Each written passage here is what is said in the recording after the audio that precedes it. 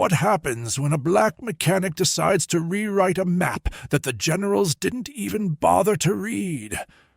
They laughed until his lines turned into front lines.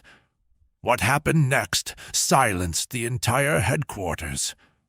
You ever stand in a cold tent full of brass, hold up the one damn thing that could save lives, and get laughed out the door? That was me. Winter of 43, Belarus, mud, frostbite, and a whole lot of men marching towards something they didn't understand. The ground was frozen like concrete. The sky, always gray, like it was tired of watching men die the same stupid way over and over. I was First Lieutenant Joseph Milton, Army engineer, cartographer, and apparently the entertainment for that morning staff briefing. The map I brought wasn't some doodle. It was the product of 3 sleepless weeks, a dozen reconnaissance runs, and a burning need to keep our boys from walking into another meat grinder. It showed a narrow valley just past the tree line near Vysoké. Natural choke point. Only 2 supply routes in. I'd mapped out how we could let the Germans roll in, cut off their exits, and starve them out. No tanks, no firestorms, just clean, smart maneuvering. I wasn't asking for medals. I just didn't want to see another transport truck come back half full of dog tags. So I laid the map down on the table like it was gold. Colonel Wilkins, chest full of ribbons, head full of yesterday's glory, looked at it for 3 seconds, squinted, then chuckled. "Son," he said, pushing the map away like it smelled bad. "You trying to outsmart the Wehrmacht with a pencil." And just like that, the room erupted in laughter. Officers pounding the table, snorting into their coffee, slapping each other on the back like we were in a bar instead of plotting troop movements. One of the majors, Captain Doyle, I think, leaned in real close. He smiled with all the warmth of a boot heel and said, "You draw real pretty, Lieutenant. Shame war ain't a coloring book." I just stood there, didn't move, didn't blink. If I did, I might have thrown the table. Let me tell you something.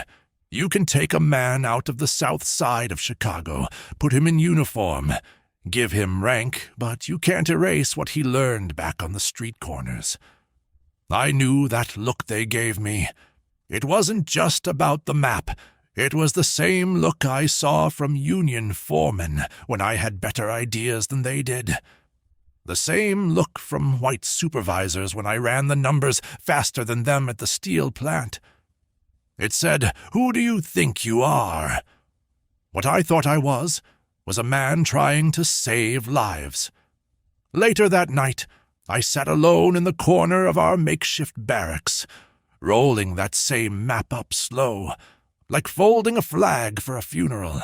I'd written notes in red ink. Supply choke here, soft ground, bogs here, recommend flanking artillery from ridge. All useless now. Across the room, my buddy Ellis was oiling his rifle. Big guy from Baton Rouge, used to work the docks. Always calm, always listening. He looked up. "They didn't take your plan, huh?" I shook my head. "Did they even read it?"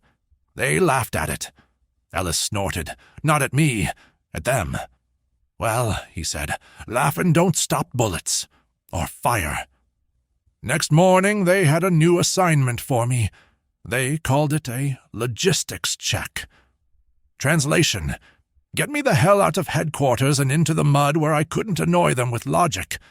So I got sent south, near a frozen canal route the Germans had been sniffing around. "Scout the terrain," they said. "Confirm if it's passable. No big decisions. No fancy ideas." They gave me a jeep, a driver who barely spoke, and a broken radio. No escort, no backup.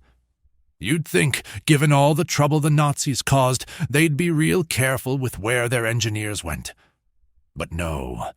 They treated us like extra weight, until a bridge blew or a convoy vanished. About 10 miles out we reached a rotting wooden bridge. The boards groaned under the Jeep. I made the driver stop, got out, and started walking the line myself. That's when I saw it. Fresh tracks, wide ones, tank treads, not days old, hours.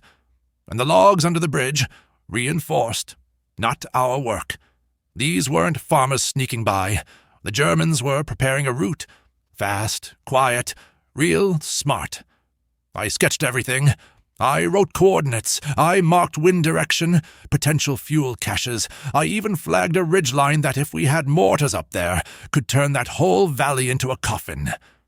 When I got back, I wrote the report by hand. 6 pages. Precise. No fluff, no drama. I handed it to the aide at the outpost. He skimmed the first line. "Oh," he said, "it's you again."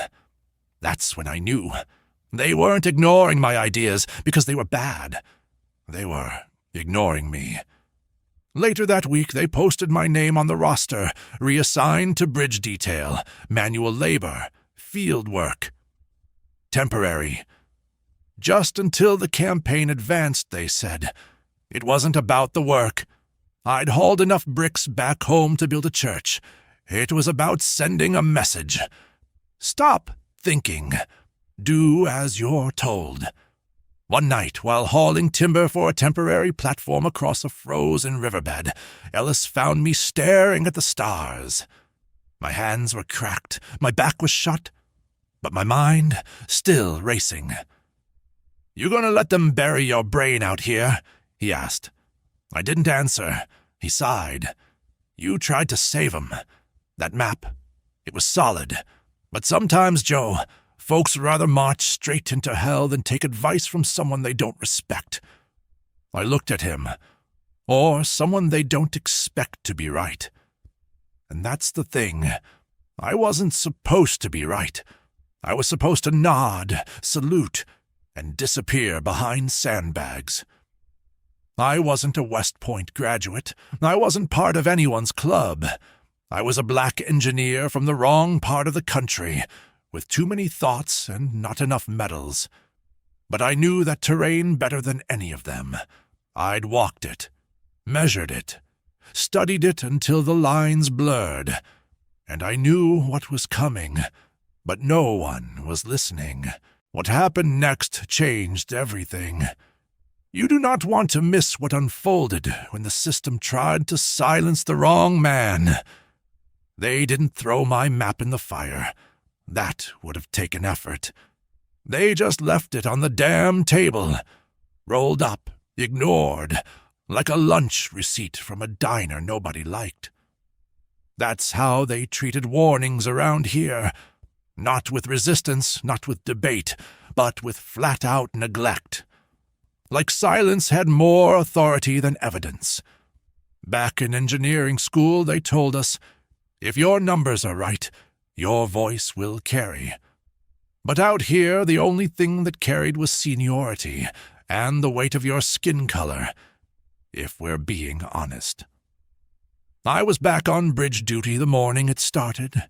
We'd been up since 0500, laying planks across a half-frozen creek that split the woods outside the village of Kryzhavka. Cold as bone, ground slick with frost and busted hopes. The kind of cold that makes steel squeal and breath come out like smoke signals. Ellis was next to me, sleeves rolled, moving with that slow strength only dock workers and war veterans understand. No rush, no panic, just work. "Hey, Joe," he said, handing me a bundle of wire. "You hear that hum?" I stopped.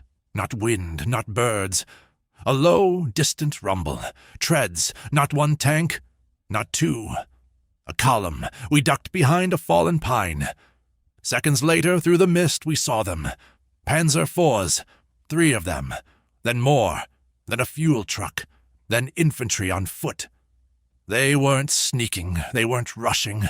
They were cruising like they owned the forest. Right across the path I marked on that damn map. Ellis didn't say a word. Neither did I. I just felt something snap inside. Not break. Snap. Like a rope pulled too tight for too long. When we got back to camp, I did what any sane soldier would have done. I filed another report. Calm, precise, no emotion, just locations, times, photos, estimates. I even included a new addendum, updated troop estimates, revised based on the number of trucks I saw. I handed it to the communications officer. He looked at me like I'd asked him to babysit a minefield. "You again?" he muttered. No signature, no stamp, no follow-up. He tossed it on the pending stack. I knew what that meant. Pending was where files went to rot. That night, Captain Doyle called a briefing. No reason, just that kind of tone-deaf formality commanders pull when they feel things slipping. He stood at the front of the mess tent, his boots too clean for a man near the front, his voice too cheerful for a war zone. "Gentlemen, we'll push northeast in the morning, straight shot through Sector 6, full artillery support. No surprises. No surprises. Sector 6. That was the corridor. The same one with the German armor we saw, the same one I'd circled twice on my map like it was radioactive." I raised my hand. His face tightened. "Milton, I filed a report this morning. Enemy armor on that route. Heavy movement, tanks, support units, fuel." Doyle didn't blink. He smiled. That empty, professional smile officers use when they're done listening. "Well, thank you, Lieutenant, but Intel disagrees." "Intel wasn't there, sir." Someone snorted behind me. I didn't look. Didn't need to. Doyle nodded to the room. "Unless anyone else has field reports they'd like to dramatize, briefing's over."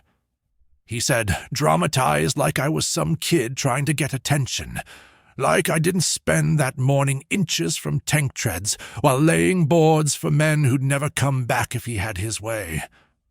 That night, Ellis came to find me behind the supply shed.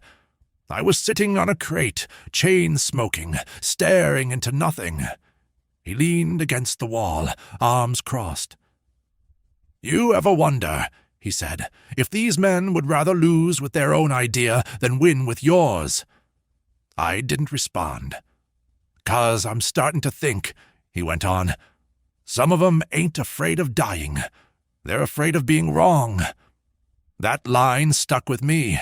Still does. The next morning I watched the convoy roll out, tank after tank. Infantry, trucks, radios crackling with orders from people who couldn't hear the forest screaming. I tried it one more time. I ran up to the staff tent, asked to speak to Doyle. "He's busy," said the aide. "With what?" "Leadership." I stared at him. He stared back. You ever stand across from someone and realize they don't see you as a man, just a problem? That's what it felt like. Not fear, not hate, indifference. By noon we heard the first shell hit, then the second. Then the radio static got real quiet. They didn't call it a disaster, not right away. That would have required admitting someone made a mistake. But by sunset, they were already pulling stretchers. Ellis found me sitting on the edge of a truck bed, gloves in my lap. "You hear?" I heard. They walked straight into it. "I know," he paused. "How many you think got out?" I didn't answer, because I didn't want to say the number out loud. Later that night, someone pinned a new map to the operations board. Fresh routes, new lines, same forest. And down in the corner, in handwriting that wasn't mine but looked awfully close, were the same annotations I had submitted a week ago. Not copied, not traced, but taken. I didn't say anything. Not to Doyle, not to Wilkins, not even to Ellis. Because by then, I understood. It wasn't about getting credit. It was about making sure men stopped dying for someone else's ego. And if that meant watching my ideas walk into battle with another man's name stamped on them, fine. But I wasn't going to stop drawing maps. Not now. Not after what I saw. This is the turning point. Everything changes here. Stay with it. Chapter 3 is where lines finally get crossed and consequences come due. If you believe that bold ideas deserve more than ridicule, support this story by subscribing. Write in the comments, would you believe in his map? Or would you laugh too? A map only means something after the bullets fly. Before that, it's just a bunch of lines nobody wants to trust, especially if it came from a guy like me. So imagine my surprise when 3 days after the disaster, Colonel Wilkins suddenly invited me to join the morning strategy meeting. No knock, no warning. One of his aides just showed up at the bridge site and said, "You're wanted at command." No salute, no explanation, just that stiff, official tone people use when they're trying real hard not to admit you were right. I didn't rush. The tent was quieter than usual when I walked in. No coffee being poured, no jokes bouncing off the canvas walls, just stiff faces and red eyes. The kind of faces you get when the body count outnumbers the excuses. Wilkins sat at the center table, arms crossed, map spread in front of him. And it wasn't just any map, it was mine. Unlabeled, re-inked, slightly redrawn. But the routes, the ridge marks, the choke points, they were mine. Every curve of that terrain had come from my boots hitting that frozen ground, from my nights calculating angles by the dim light of a field lantern. They didn't say thank you. Of course they didn't. Instead, Wilkins just cleared his throat and looked me straight in the face. "Milton," he said, "we are considering an alternate route through the North Woods. You familiar with that terrain?" I held my stare for a moment, then nodded. "I am." He tapped the map with a pencil. "You're on recon detail. You'll lead the scouting team. We need confirmation before we move another unit. No apology, no credit, just orders." Later that day, I packed what little I had: field binoculars, hand-drawn grid sheets, spare boots. Ellis stood by the truck, arms folded. "You finally got their attention," he said. "No," I replied. "They finally ran out of options." Our recon team was small. Just me, 2 scouts, and a driver who never looked up from his gear. We moved out that afternoon, sun bleeding orange over the treetops, like the sky was tired of holding back. By dusk we were crawling through pine thickets thick enough to choke a jeep. No roads, just frozen brush, broken branches, and the sound of boots cutting into silence. I led them past the first ridge, then the second, marking each step against the lines I knew like fingerprints. We set camp on a slope by a half-frozen creek. Cold crept up through the ground like regret. While the others slept, I walked 50 yards away and sat on a rock that jutted out over the ravine. Same one I'd noted on my first map. Same one nobody read. I just sat there, listening to the wind cut between the trees, thinking about the 27 men who didn't come back from that last mission. 27 men who never had to die. Somebody would call it bad intel. Somebody else would call it unavoidable loss. But I knew better. It was avoidable. It was written in black ink and hand-delivered. They just didn't believe in the hand holding the pen. Next morning we spotted the signs. Fresh tire tracks. Small ones, possibly reconnaissance bikes. Some boot prints leading northeast, German issue. Heavy, standard winter soles. They were moving supplies, exactly the way I had predicted a week earlier. I drew quick sketches, made notes, then turned to head back. But as I packed, one of the scouts, Vasquez, waved me over. "Sir," he whispered, "you need to see this." 50 yards through the trees, covered with branches and snow, a camouflaged supply dump. Crates, fuel, spare treads, communications gear. Unattended, maybe recently abandoned. But it wasn't the supplies that got me. It was the smell. Oil, gasoline, and something else. Charcoal. Someone had tried to burn the site. Only halfway. We marked the coordinates and returned that evening. At camp, the radio buzzed with partial orders. Air patrols had spotted a new German detachment moving southeast. Our outpost was now in their path. They were changing course, right through the gap I'd marked 3 weeks ago. Again. That night, Wilkins called another meeting. No laughs this time. No sarcasm. Just tension you could chew. He pointed to the same area I'd circled in red during my very first report. "Lieutenant Milton," he said without looking at me, "we're authorizing a defensive perimeter here. I assume you can draw up the structure." I said nothing for a moment. Then I stepped forward and unrolled my old map. The original one. The one they'd ignored. Folded. Buried. I pinned it over theirs. Same lines, same ridge, same routes. For a second, the room was dead quiet. Nobody blinked. Nobody dared speak. Then one of the younger officers coughed and mumbled. "Looks like this one had it first." Wilkins straightened in his chair. "Let's not get caught up in who did what," he said flatly. "The important thing is we have a plan." There it was, that little sentence that kept 1,000 lives teetering between strategy and ego. After the meeting, Doyle caught me outside the tent. He wasn't smiling. Not like before. "You got your way," he said. "Don't let it get to your head." I looked him straight in the eye. "I didn't get my way," I replied. "I just kept a few men from walking into open fire. That's not ego, that's duty." He didn't respond, just turned and walked off like the air offended him. 2 days later, our teams finished laying the defenses. Tripwires, dugouts, camouflage trenches, fire breaks. Everything drawn by hand, adapted from a map they wouldn't carry but couldn't stop using.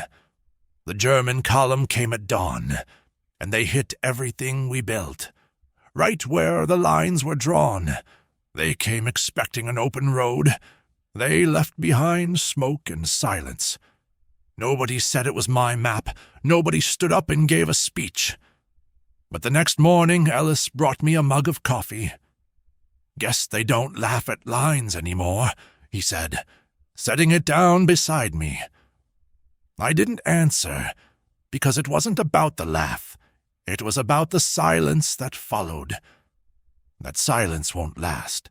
Chapter 4 takes us to a different kind of battlefield, one where reputation, power, and memory clash harder than any shell.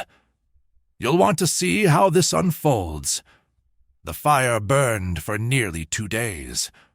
What started as a precision strike on a supply route turned into something louder, messier, and harder to ignore. Crates went up. Fuel ignited. A few tanks were caught mid-refuel. Not a good time to be full of diesel. The forest didn't just smoke. It screamed. And for the first time in weeks, nobody argued with my drawings. They just built what I told them to build. Laid the traps I marked. Fired from the ridges I circled. And when the smoke cleared, the quiet that followed didn't feel empty. It felt like confirmation. Still, no one said my name. Not officially, not out loud. 3 mornings later, I was summoned again. Same brown envelope. Same stiff note. Command, 0700, full dress. No context. Ellis read it over my shoulder, raised an eyebrow. Promotion. Punishment, I muttered. Depends on the mood. Wilkins' tent was more crowded this time. Big table, full staff, charts, typewritten reports, even coffee, fresh, which meant someone was trying to make a good impression. I stepped in, saluted.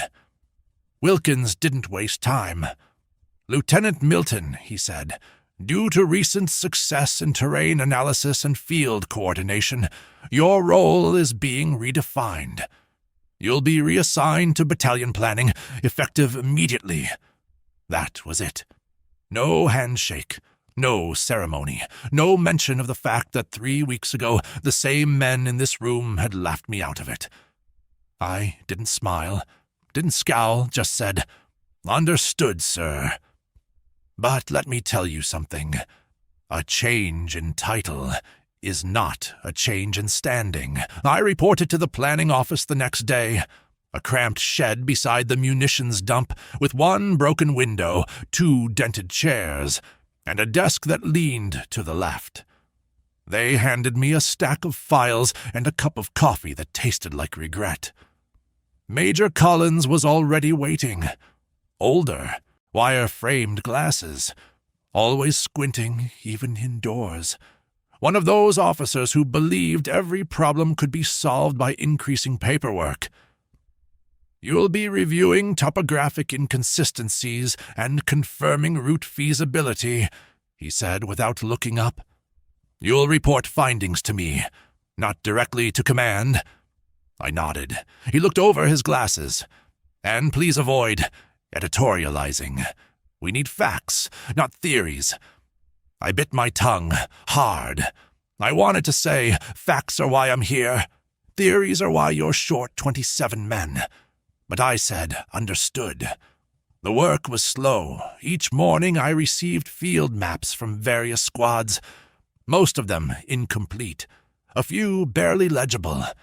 I cleaned them up, cross-referenced satellite data, and made annotations. My notes were precise, clear, and quietly critical, highlighting flaws without making enemies.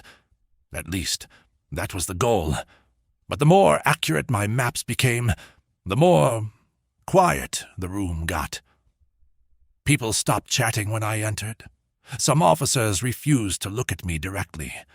And one afternoon, while reviewing a particularly risky route, submitted by Captain Doyle himself, I marked it high risk due to terrain exposure, minimal cover, and predictable pattern. I added an alternate route, longer but safer, with natural concealment and a fallback option. Next day, the alternate route was used, but my report refiled, with someone else's name on the bottom. Ellis brought it to me. He found it pinned on the staff board. "Looks like you've been cloned," he said, tossing it on my desk.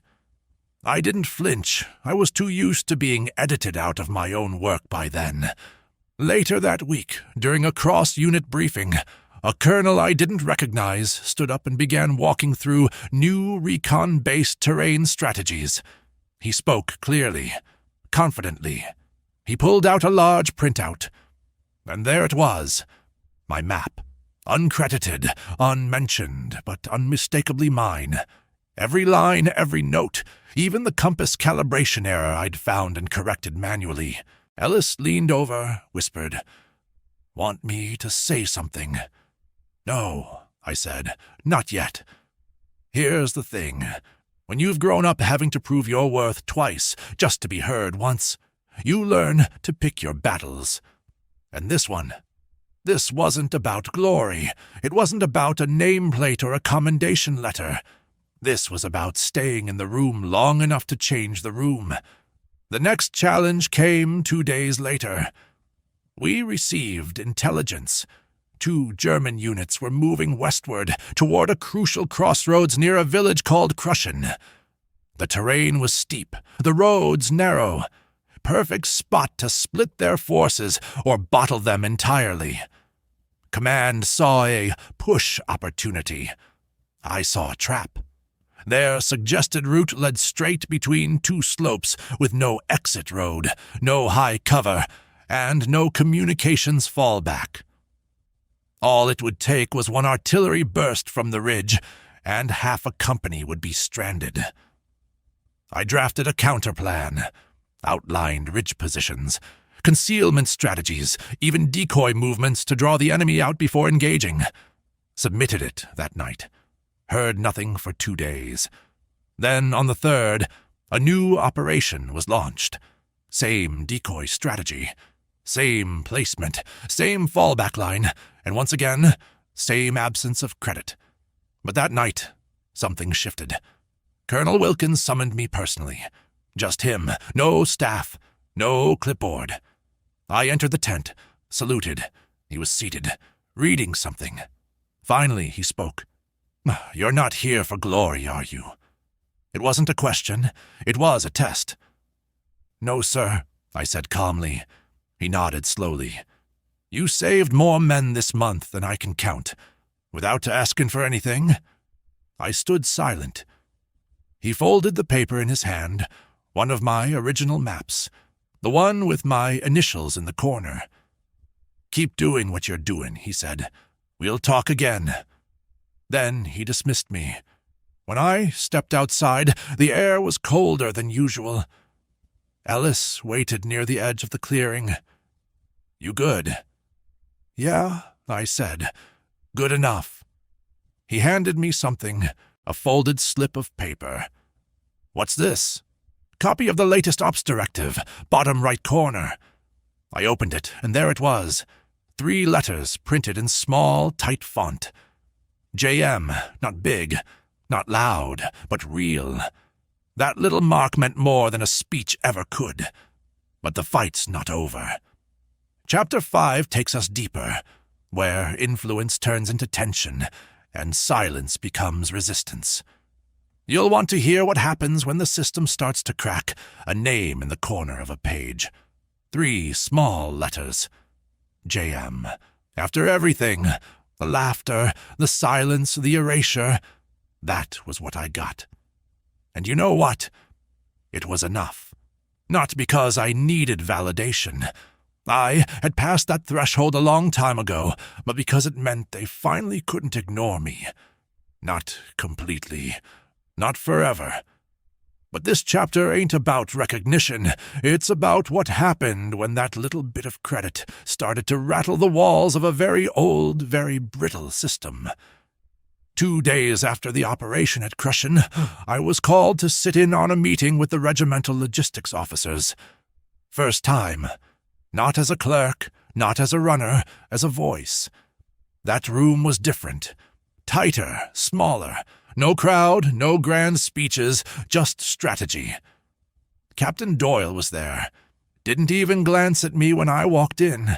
Sat stiff, arms folded, jaw tight like he was chewing glass. He hadn't spoken to me since the Crushen map got approved. Funny thing, a man can laugh at your ideas for weeks, but the moment they get stamped and deployed, he starts checking for shadows on his back. I sat. Listened, waited. They pulled out new recon reports. Enemy forces shifting again, trying to reorganize after the last loss. Command wanted to press the advantage. Wilkins spoke first. "We've got a window. 48 hours. Maybe less." Maps spread. Red lines drawn, movement estimates made. Then his eyes found me. "Milton, thoughts?" Everyone paused, even Doyle. I leaned forward, tapped a small bend in the tree line. "They'll pull west. That's the only route with enough room for vehicle movement and natural cover." Doyle cut in. "That's assuming they retreat." I looked at him. Calm. "It's not assumption, it's pattern. This is their second fallback route. We've seen it before." He didn't answer. Wilkins nodded. "Mark it. Prep defenses there. Milton, lead the terrain survey." The room emptied slower than it had filled. I could feel the tension walking out behind me. Ellis was waiting near the door, as always. "How was it?" "Productive," I said. "Did Doyle twitch?" "Little bit." Ellis grinned. "I'll take that as a win." That evening, a new voice knocked on the edge of my bunk. Lieutenant Harrison, fresh-faced, a little too clean. The kind of guy who still believed rules would protect him. He lowered his voice. "Sir, mind if I ask something? Off record?" I nodded. "Go ahead. How'd you get them to finally listen?" I looked at him. Outlived their excuses. Next morning I led a 6-man team through the western ridgeline. Snow was thinning, mud returned, visibility was low, wind sharp. We spotted movement around 1400. 4 German soldiers, scouts likely, crawling across the flat like they belonged there. I raised my hand. We dropped low, quiet, watching. They weren't hurrying. They knew the ground, which meant this wasn't a test. It was a setup. Back at camp, I filed the report personally, straight to Wilkins. He read it once, looked up. "You're sure?" "Yes, sir. They're prepping fallback again, this time with a left flank feint. We have to hold the middle, or they'll swing around and bury us in a curve." He tapped his finger on the map. "You still recommend fire breaks?" "Yes, and concealed fallback paths. If they breach the line, our troops need to retreat without becoming targets." Wilkins nodded. Then he stood. "Make it happen." By noon the next day, I had 3 platoons digging lines they couldn't see yet, positioning stakes under tarps, and laying camouflage netting I designed back in my first month. The same ones nobody had wanted to use back then. Funny how things turn, but the system doesn't like change, not quietly. That night, Doyle showed up. Not yelling, not barking, just cold. "Wilkins is giving you too much leash," he said flatly. I said nothing. He took a step closer. "You think this war can be won with lines on paper?" "No," I replied, "but those lines keep people alive long enough to do the rest." His lip curled, just slightly. "Careful, Lieutenant. Being right doesn't mean you belong." I met his eyes. "Neither does being wrong." Next day, we got hit. Small German advance team tried to break through the weak side of the ridge. They ran right into our fallback traps. Lost 3 vehicles, half a squad. Scattered before they saw what hit them. No fanfare. Just another small victory nobody sang about. But this time, something did change. One of the new lieutenants from the 7th walked over after the dust settled, pulled out his map and said, "Hey, is this your mark here? Saved us some trouble." I looked at it. It was mine. Same slope annotation. Same coded marking system I'd made up months ago when nobody was listening. I nodded. "Yeah," he smiled. "Well, keep doing that." And that was the moment, not the recognition, not the smile, but the fact that a new generation of officers had started using the marks without questioning where they came from. That's how change starts. Not with cheers, but with quiet adoption. Later that evening, back at camp, Ellis tossed me a folded message. "Wilkins wants to see you," he said. I opened it. Simple. "Final review tomorrow. Bring everything." Ellis raised an eyebrow. "You thinking what I'm thinking?" "I think I'm tired," I muttered, standing. He grinned. "Then you're not thinking big enough." That night I sat at my desk, maps unfolded, old ones, new ones, margin notes, field reports, annotations nobody had ever thanked me for. I didn't organize them, didn't polish them, just packed them, raw and used, the way they had been built, the way they had kept men breathing. And when I closed the folder, I paused. Then, for the first time since this whole thing started, I signed my name. Joseph Milton. Engineer, ground truth, no rank, no flair. Just that. Because by now they didn't need to see the name to trust the map. But I needed to see it. One more chapter remains. Not about revenge, not about proving anyone wrong. It's about what happens when a man who's been silenced is finally asked to speak. And what he chooses to say. The knock came early. Just before dawn, when the ground was still cold and the air wet like a breath held too long. I opened the door, half expecting a bullet or an accusation. What I got instead was silence. Then Lieutenant Mercer stepped forward. His hand trembled when he saluted me. Not out of fear, but something worse. Realization. "You were right," he muttered. "They're retreating through the southern route. Your map, it lit them up." Behind him, the command post was chaos, but not the kind I used to know. No one was yelling at me to sweep floors. No one was sneering at my colored ideas or laughing at my pencil sketches. They were shouting for fuel, for coordinates, for my routes. The war had shifted, and it turned on the exact point they'd all mocked. 3 days. That's all it took. 3 days since they dumped my map on the floor. 3 days since they scoffed at the hill contours I spent 6 months sketching. 3 days since they called me boy and told me to stay in my lane. And now they were burning. Sherman tanks rolled through the ash like ghosts, faster, deadlier, smarter. My detour routes became blitz corridors. Every bend I'd marked, every fuel stop I recalibrated, every minefield I predicted.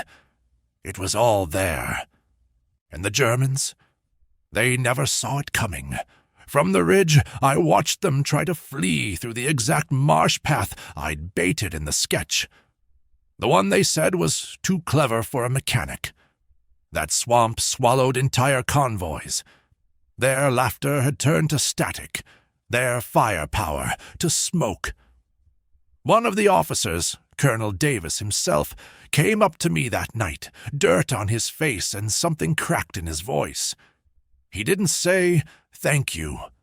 Men like that never do. He just said, "I don't know how the hell you saw that coming." I looked him in the eye. "I've been seeing it for years. You just never looked." He tried to offer me a promotion. Backhanded, of course. Some technician's title hidden behind bureaucracy. I refused. I didn't need their stripes. I already got what I came for. Not revenge, not recognition, just proof. Proof that one man, even one black mechanic with nothing but a stub of pencil and a steel spine, could turn the goddamn war when no one believed in him. Next morning I walked past the burned-out German trucks, boots crunching over glass and twisted iron. One of our boys, fresh from Alabama, pointed at the wreckage. "Sir, you see what we did to 'em?" I nodded, but I didn't smile. Because this wasn't about glory. It never was. This was about fire, the kind you carry in your chest when the world spits on your genius, and you keep going anyway. They laughed at my map. Now the map laughs back.